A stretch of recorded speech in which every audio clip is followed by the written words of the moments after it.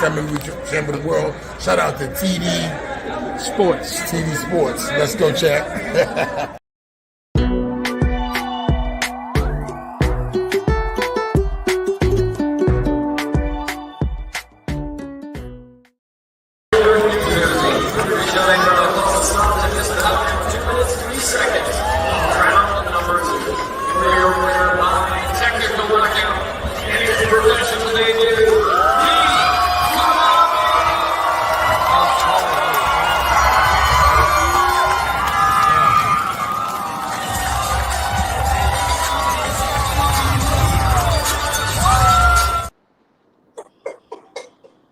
What's good, everybody? What is good? Hope everyone is doing well on this Saturday. Today we're doing a live a little early on a Saturday. We're here like around 12 o'clock noon in East Coast time, and we got a special guest today. After making his professional debut, we got Keith the Tsunami Cologne. What is going on with you, Keith? How's everything with you? And we're gonna talk. We've had you here before. And we're going to have a brief conversation we're going to talk our way through the process of you becoming a professional from the amateurs. And let me introduce my co-host, D Free. D Free is there live, protecting and serving as usual. What's good with you, D Free? What's good? What's good? What's going on, Keith? Yeah. What's going on? Thanks for having me. Yeah. So how you feeling, Keith, man? How are you feeling first and foremost, just in general? I'm feeling good. I feel like, I just had a great performance at Prudential Center, so I'm in good spirits, ready to get back in there. So, absolutely, yes. And one of the things that I've heard you speak about is that you want to stay busy. You want like 4 or 5 more fights within the year. We're already in July, so we're halfway through the year. Is that really something you're focusing on? And any particular dates you're looking at, right now? Yeah, I'm definitely focused on getting as many fights as possible, possibly like minimum 3. You could.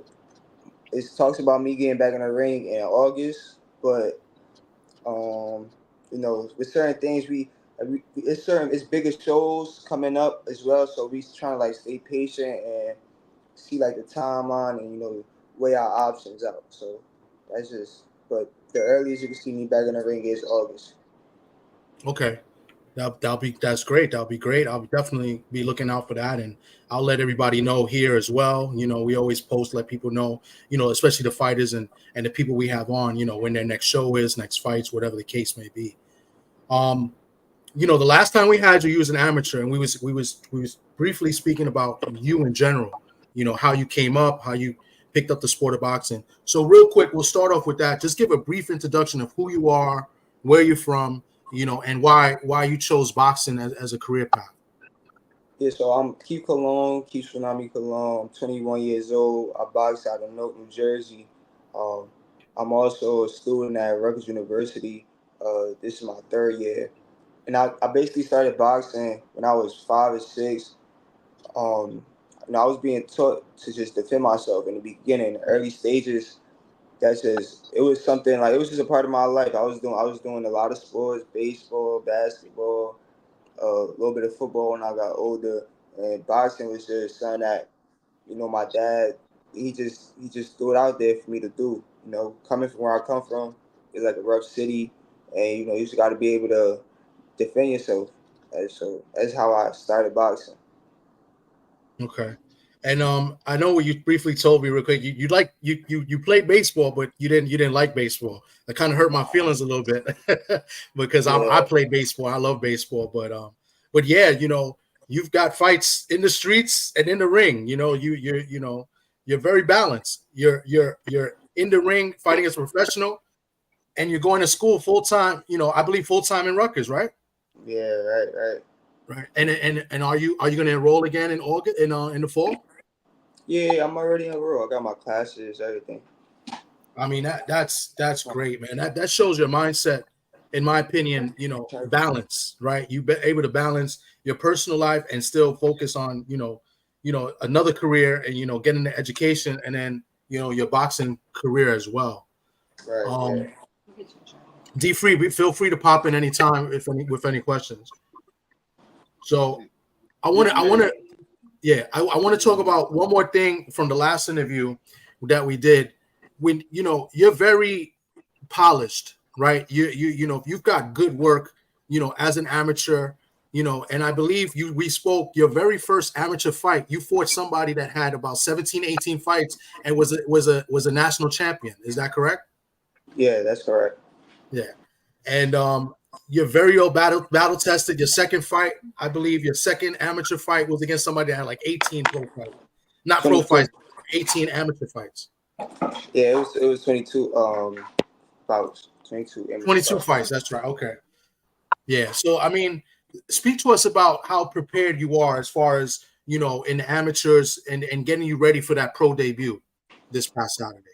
I feel as though like for the past 2 to 3 years, I've been on the like international scene, so that's meaning I've been fighting internationally against other countries like Mexico, Ecuador, DR, the US, Trinidad, all these other countries I've been competing against internationally, and the main thing that I got from that is just styles. I understood that styles make fights, and by seeing all these different styles, like one thing that I was always good at was just imitating, so like now it's like once I see certain things in the ring when I'm fighting, I can just easily switch up my style and so to say become someone else, so I feel as though that's like uh, I just feel as though like that's you know the best thing for me, just be able to switch up my styles, and that's the greatest thing that I got from the amateurs. Okay. You're definitely a student of the game. Another thing we spoke about, we asked you, who are some fighters that you looked up to or you followed, you know, um, throughout, your young, amateur career. And one of the guys you brought up, I found very interesting, was Charlie Burley, right? And you referenced the Black Murderers Row. How did you find out about that? Like, you being a young guy, just looking into that. Like, did somebody put you on to that and you started looking at fights and looking at his history, or it's just something you just were intrigued and just looked up yourself? Yeah, nah, it was a coach, he shaped my way of viewing boxing. Really, like he really shaped my view into not just looking at punches being thrown, but looking at other aspects, like looking at certain feet movements, looking at control, looking at positioning. You know, like it was a lot of things that a lot of fighters did back then. A lot of fighters don't do now. And it's just just the art of sport sometimes is being lost. Like you'll see, I mean, even me sometimes I just stand in front of a fighter, and it'd be like almost like a reflex game. But back in the day, you saw fighters moving around in a circle, boxing in a circle, throwing jabs from low going up high. So it's just like the art. It was just back then. I feel like I appreciate it now because you don't really see it that often. Mm-hmm. You just mainly see somebody stand in front of them with like quick reflexes and try to win that way.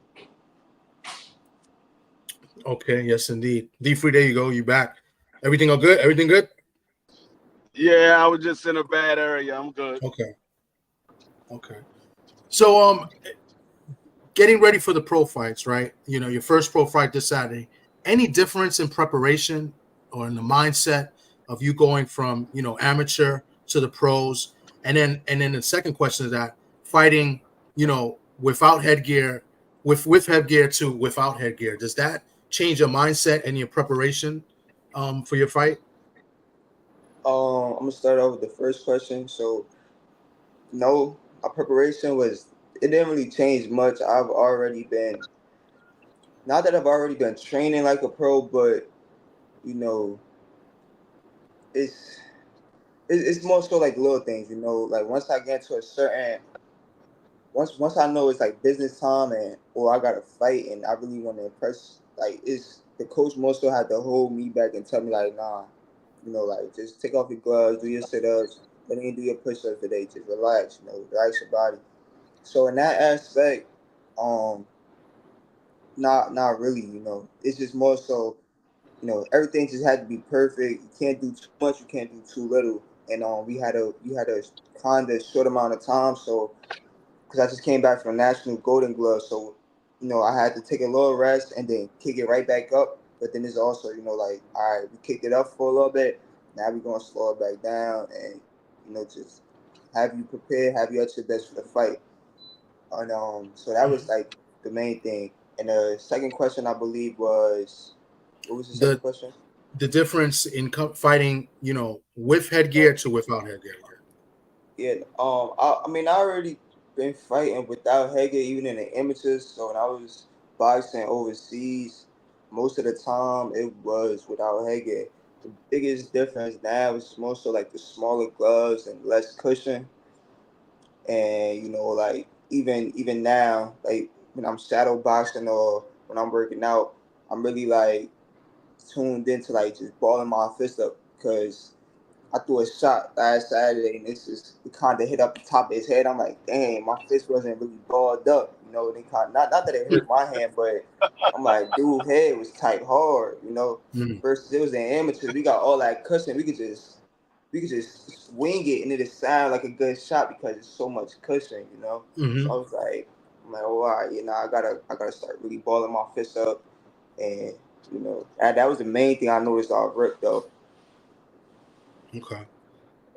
Hey, Um, so with you being your pro debut, how was the feeling when you was about to make that ring walk? Was you nervous?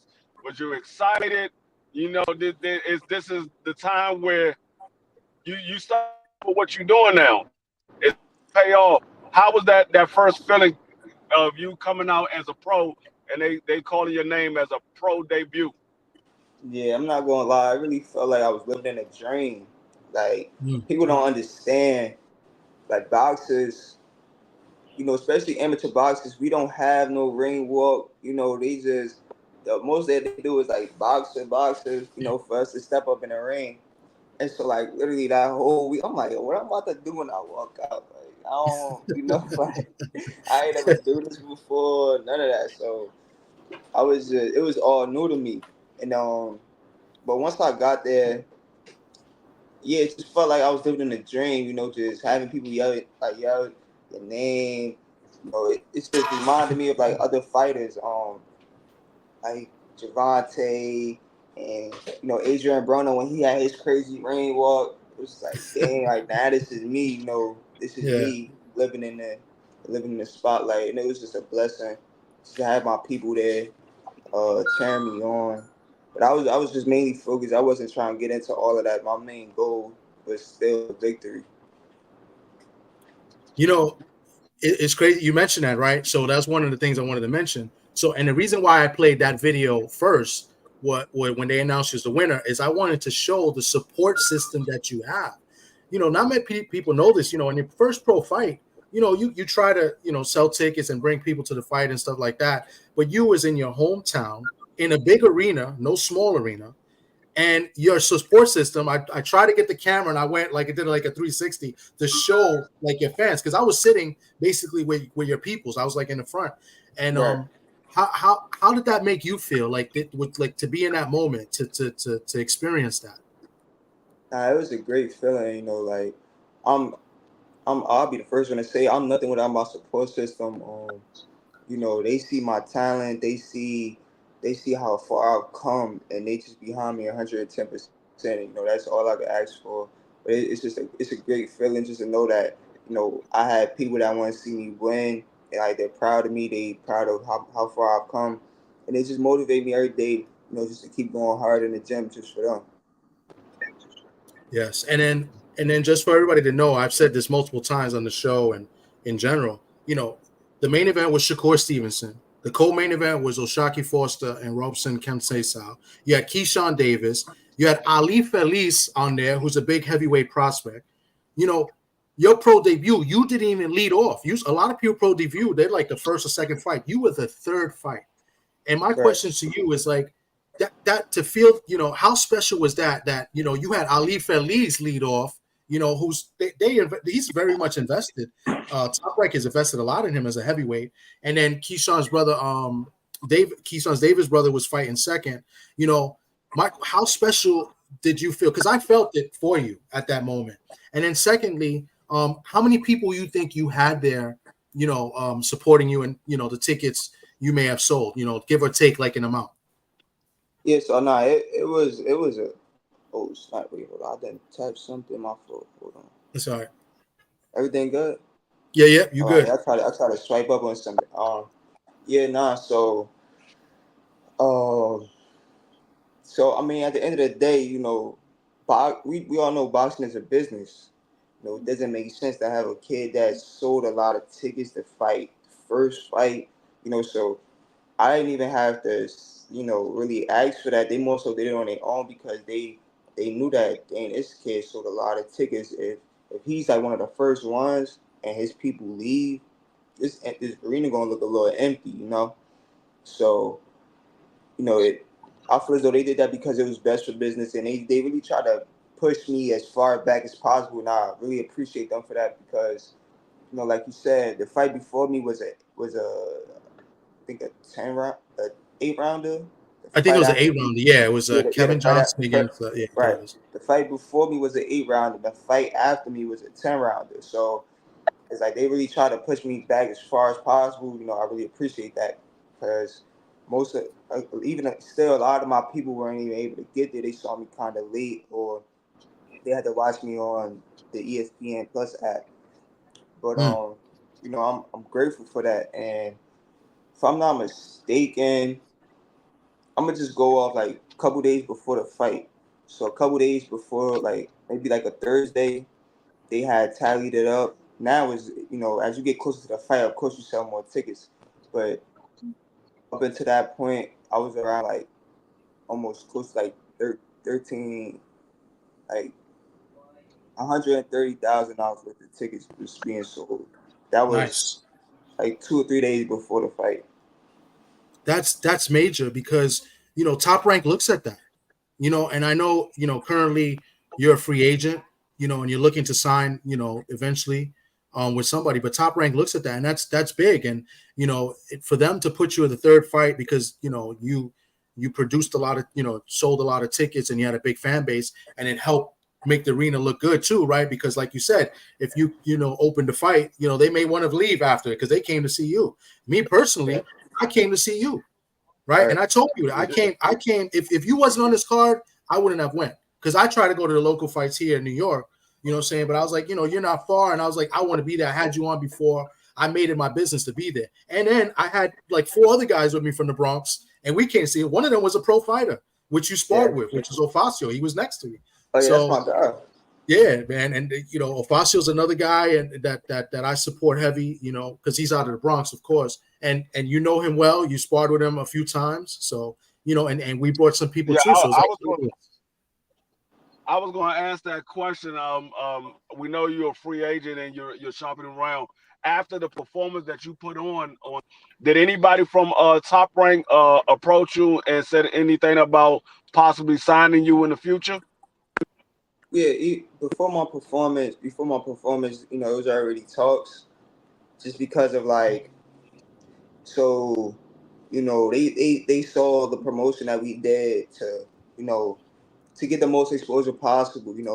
Like if anybody that's watching this is from Newark, they know the promotion. I'm talking about, like, Newark supported me heavy. I think my flyer was on every block in the city of Newark.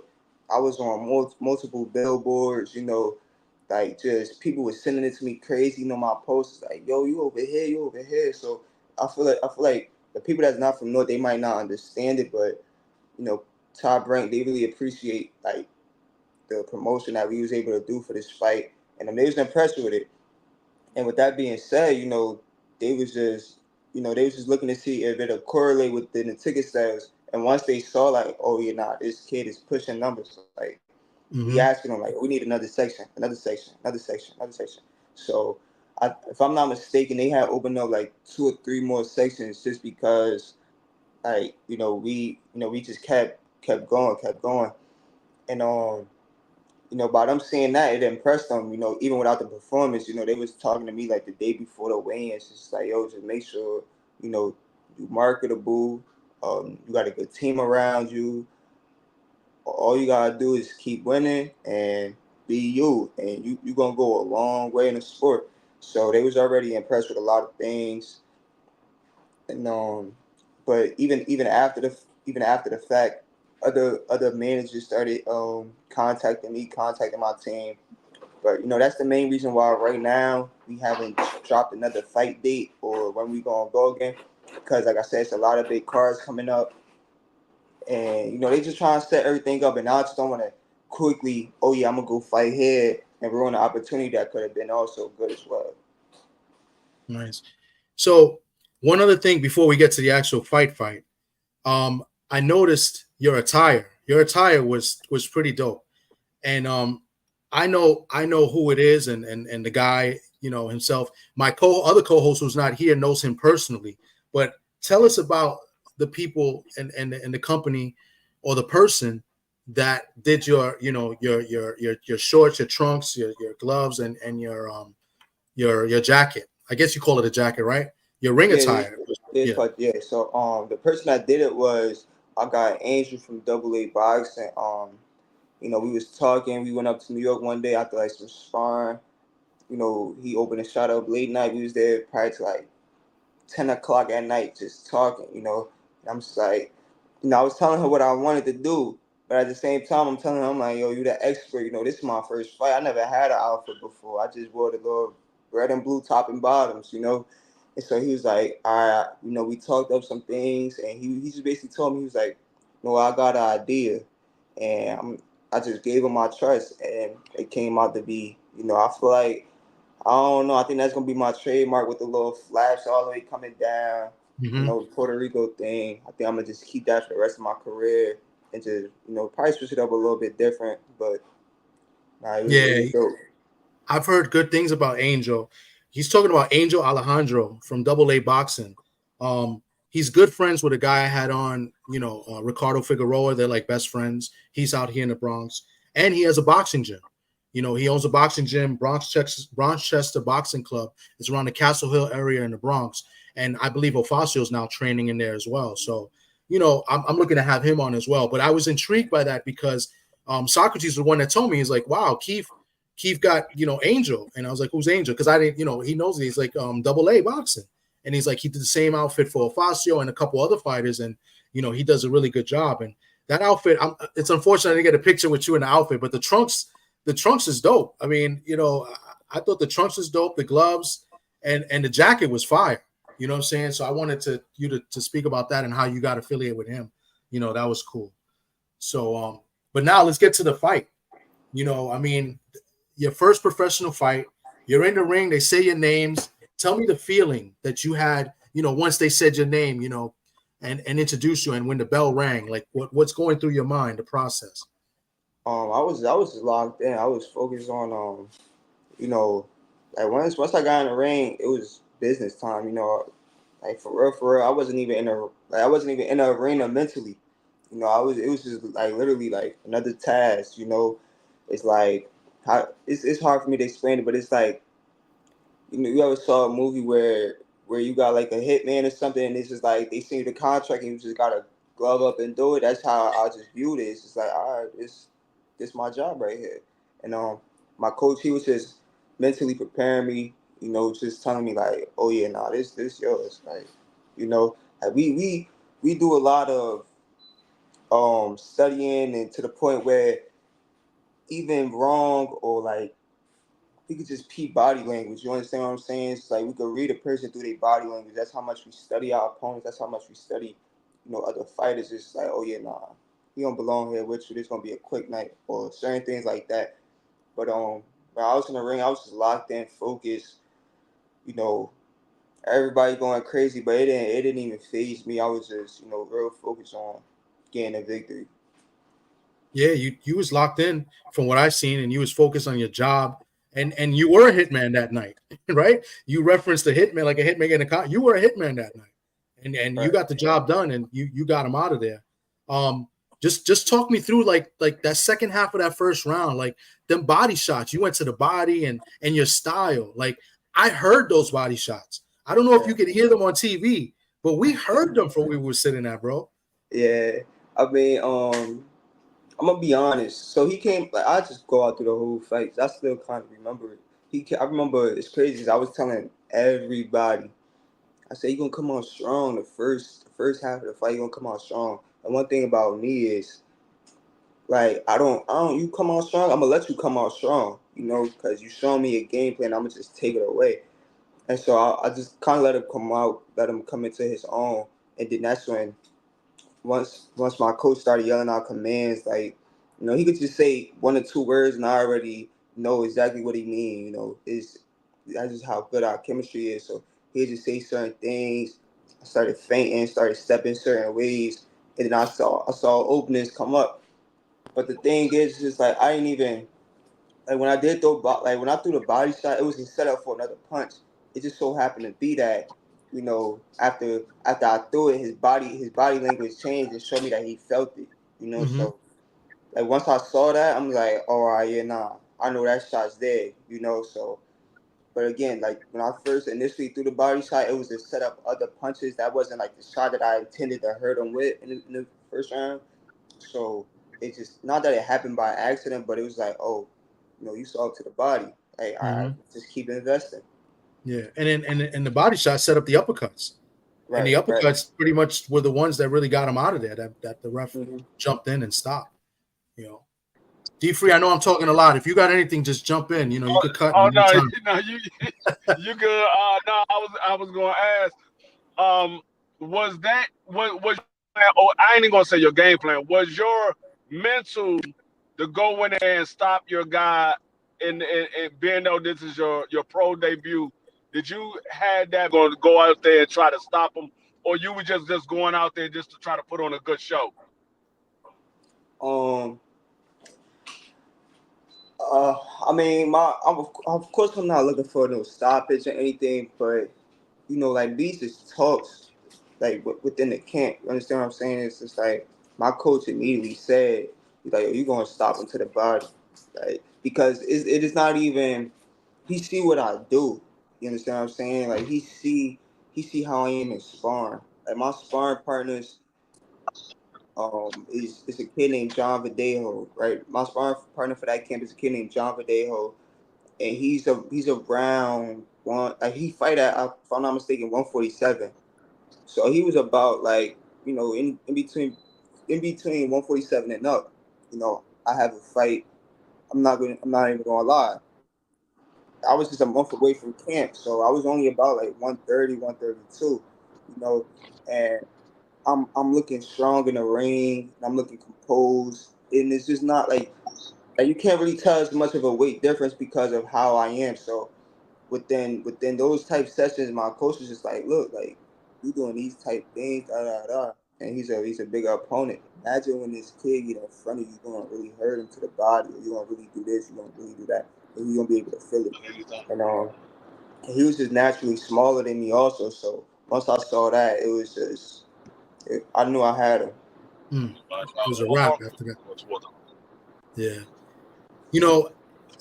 So I already know kind of the answer because you spoke to us before and you told us, you know, about your style. But explain to us the difference now that you're a professional, the difference between the amateur style and the pro style.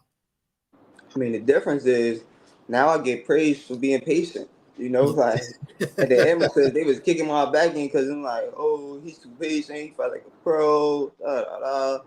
But it's just like now I get praised for being patient. Now I guess points, not points, but it's value more. You know, Hmm. so that's just the biggest thing for me. And yeah, So so how many of how many of your classmates called you since you had the stoppage on Saturday? oh, I mean, when I say I'm not even gonna lie to you, my like the whole, not even classmates. I'm talking about teachers. My professor was there. Now me and my professor like this now. It's That's crazy. dope. You know, it's just yeah. I mean, everybody was hitting me up talking about Yeah. everybody from actors. like it was just a great opportunity, open up so many doors, and I'm just grateful. It's funny. It's great that you mentioned that because I believe one of the things when I first started getting to know you and we had you and we spoke before and just me, learning more about you is that I use the term special. And when I use the term special is because you're not only good in the ring and not only you're a good athlete, like you're a very smart individual, like you're very well educated, very intelligent. You was an honor roll, I believe, in high school, and now you're attending Rutgers University. And just for you to have that mindset and to balance both and to still pursue both, careers or both, I guess, professions, because going to school is a profession, right? You know, Right. so I mean, to me, that's very special, and it's not a question, it's just me making a statement. Like I just really believe like you're going to be special. Sky's the limit for you, But what do you feel about that? Like because that's you're 21 years old and you could be considered as a role model for younger youth as well, especially coming from Newark, Newark, New Jersey. You know what I'm saying? So, I mean, how does that make you feel? It made me feel good. I feel like, in Newark, there's a lot of people get a lot of praise for doing negativity, but I just actually got out of a meeting recently with like I guess you could say the principal of my university, and the main thing was it was like with the other people, Mike Stedman and a couple other people. But the biggest thing that we was just talking about is just opening up that pipeline. It's Mm-hmm. just like what we're doing. We opening up a pipeline for youth and young adults to not only get their education, but do it a certain type of way. Um, I went to St. Benedict's Prep. I boxed at Ironbound Boxing Academy. And I'm attending Rutgers University. There's also a female boxer that boxed out of my gym, and now she's attending Rutgers University. There's a kid that boxed out of my gym.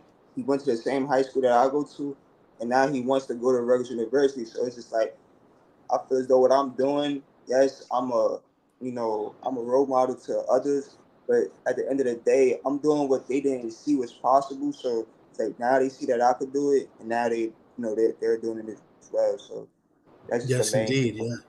Yeah, and that's great, and that's special, and people like me, I admire those things. I mean, I come from the Bronx. I grew up, born and raised. I've coached baseball. I played baseball when I was younger, and then after that, I've coached little league baseball for like 13 years. I'm talking Wow. about from 8 years and up, to Uh huh. 12, 13 years old. I had kids. They none of them went professional. One was close. He went to college and got scholarship. He was in the minors, but I used to tell them you know, focus on school, and a Yeah. bunch of those kids, they got scholarships to college to play ball, and they're doing well. I mean, they're not ball players, but they're doing well in life, and Yeah. and I admire that because you always need like kind of like like a backbone or some, a backup just in case. And education is key, and where we're from, it's not the greatest of neighborhoods. I'm in Southview. I don't know if you know anything about Southview. It's not all that, you know what I'm saying? So, Yeah. I'm I already mean, done. I admire things like that. I really, and I definitely want to mention things like that. I know this is a boxing and a sports channel, but it's good to speak about these things. And Yeah. lastly, before I let you go, because I know you got to go, you've been waiting for a minute, and because we have the times a little mixed up, and It's you've been alright. doing a lot of these. I want to definitely shout out your pops. I don't know your moms, but I want to shout your moms too because they've done a tremendous job with you. You know what I'm saying? And they've got you focused, and you're like on the straight arrow, and you seem to know what you want to do, and you're doing it, And I just want to definitely shout them out. They've done a great job, and your support system is phenomenal. And I like to say that I'm part of that support system too because I'm No, of letting people know course. about you as well. And sky's the limit, bro. Thank you. So, Appreciate that. D Free, you got anything? Man, just keep doing your thing, keep grinding, and keep a mellow sense of you want to make sure that you never forget how hard it took you to get where you at, and just keep grinding. I will. Thank you. Indeed. Appreciate that. Yes, indeed. And hopefully your next fight is close because I'll try to make that as well. I heard I already got the rumor. I don't want to really announce the date, but I got the fight date for September for the Garden. So I know Top Rank is doing a fight date in September. I know a few fighters already on it. So hopefully you'll be on that card as well. You Yeah, know, so it talks about it. that'll be dope. I'll definitely be there. You know that. So, but with that being said, man, I'm just gonna play this one little clip. I want to show the people, you know, the after the fight, how you embrace some of the people in the crowd.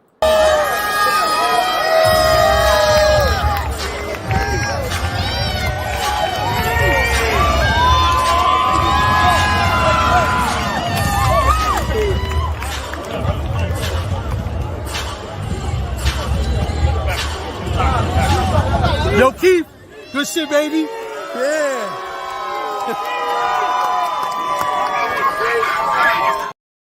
Yeah, I thought that was very special as well. You gave me a pound. I felt special. You know what I'm saying? So, Yeah, it's crazy. A lot of people don't even know.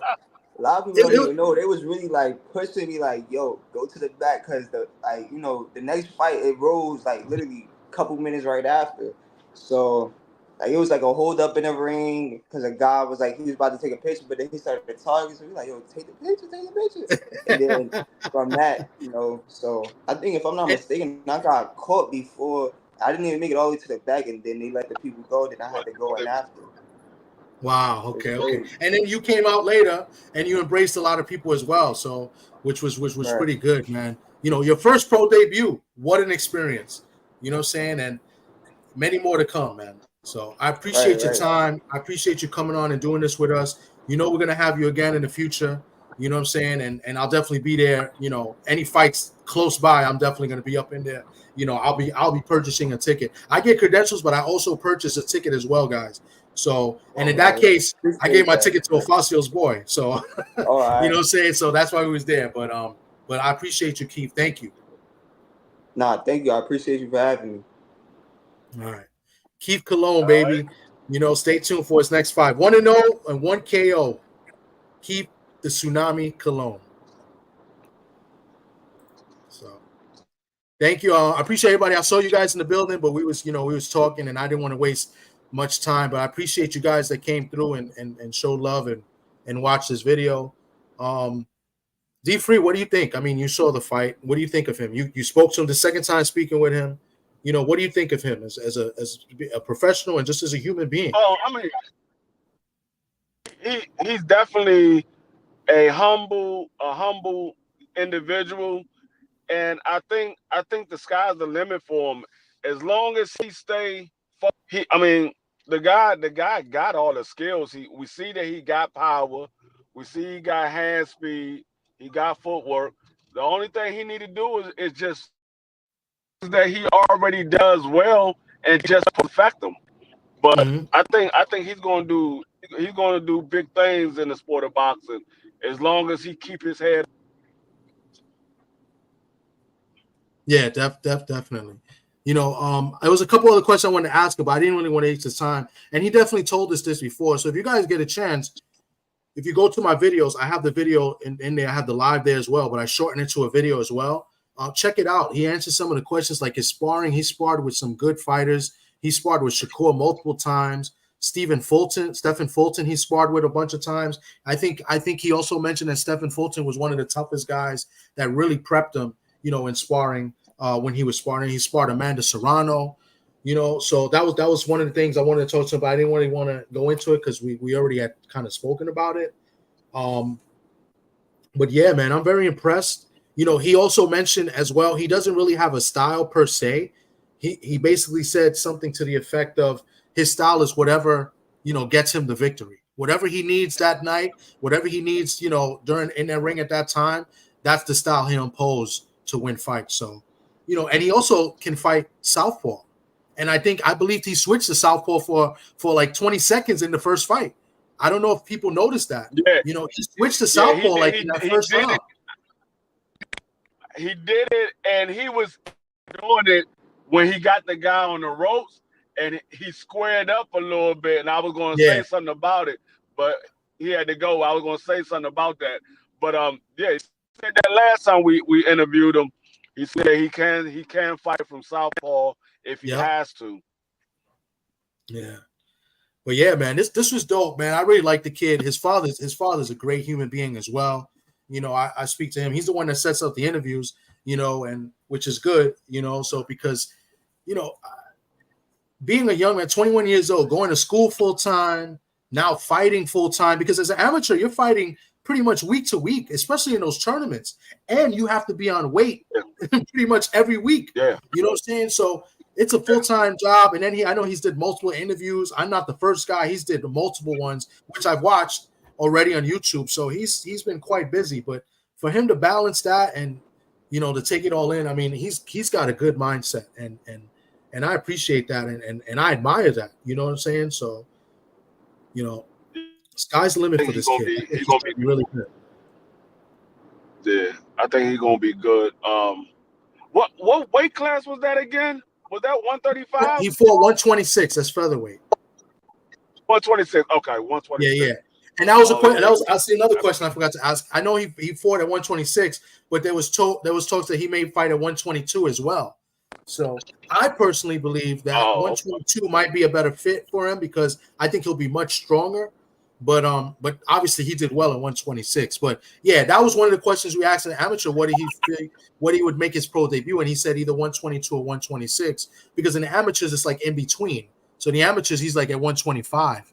So, but you know that was another thing. I want to whichever one is closer to his walk around weight, and he ain't got to drain himself to make weight. Be at. If he feel a lot more comfortable at 126, then that's where I want him at because I hate to see somebody trying to make they the bigger guy at that weight class and they trying to have an advantage and then all of a sudden they end up draining themselves and then they have a bad.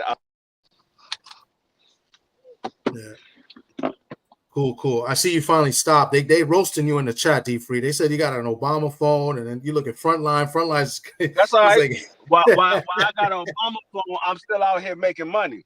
Why y'all sit y'all broke ass in the house? Let them know you're out there protecting and serving. Just make sure y'all don't come to my city because all of y'all ass is going to jail.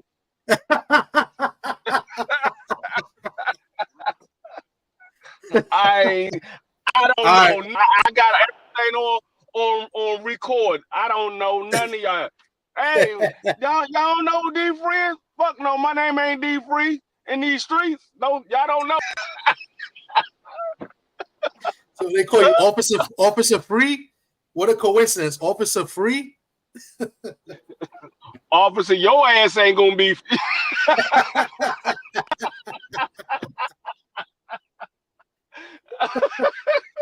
Oh man, but I'm gonna close out. But guys, I appreciate you guys. A1 Frontline, G5 Gay, Shawa, Judah is back in the building. Opulent LD, Kui.